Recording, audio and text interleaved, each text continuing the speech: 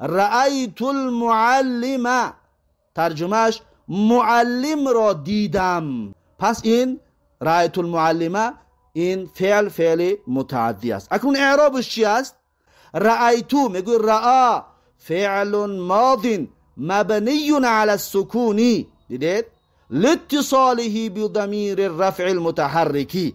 هر یک کلمه های این اعراب را با تفصیل پیشتر در کلمه ذهبنا بیان کرده بودیم، پس دیگر تکرارش نمی کنم. التاء ضمیر متصل مبنی علی الضم فی محل رفع فاعل. تا در کلمه رأیتو این فاعلش بوده است، ضمیر رفعی متحرک بوده است.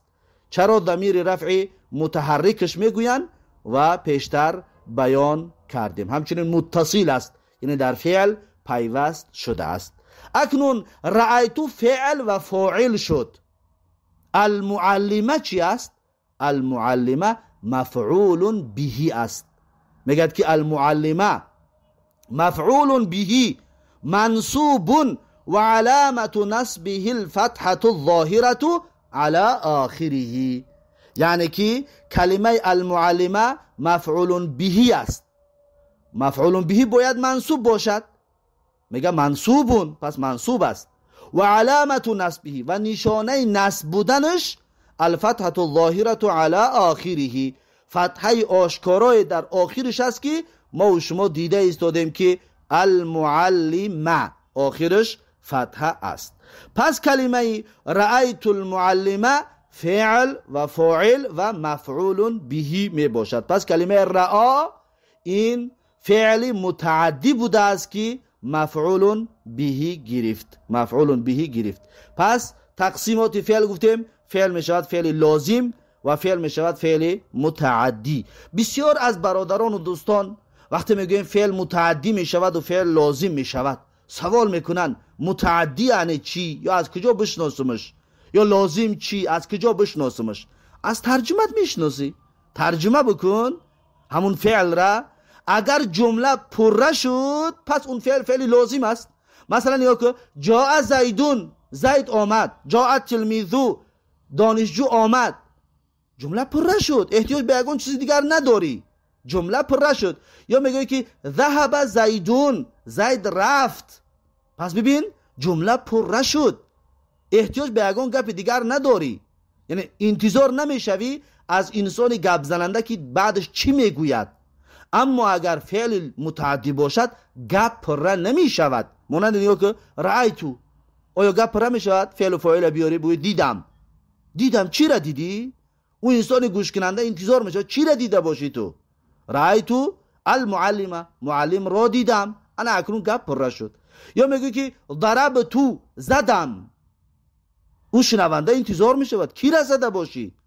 وقتی میگه که ضرب تو زیدن، زید را زدم، انا اکنون پره شد. دیدید؟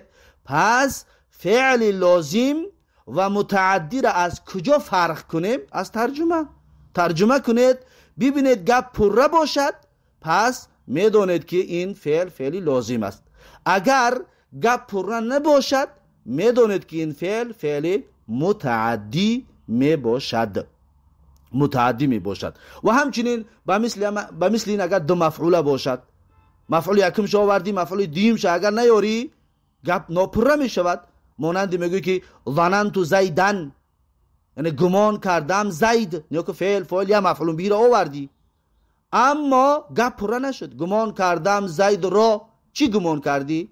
گوش کننده انتظار می شود که گپ تا پره کنی.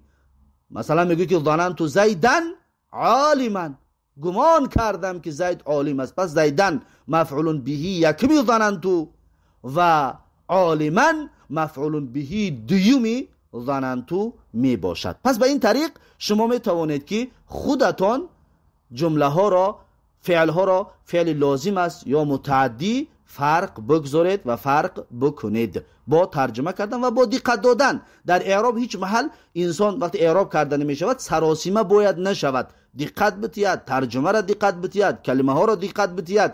اگر این را این طور بگوید چی می شود، آن طور بگوید چی می شود. زیرا اینکه مسئله اعراب، مسئله تحلیل کردن کلمه ها مسئله اجتهادی است، مسئله اجتهادی است.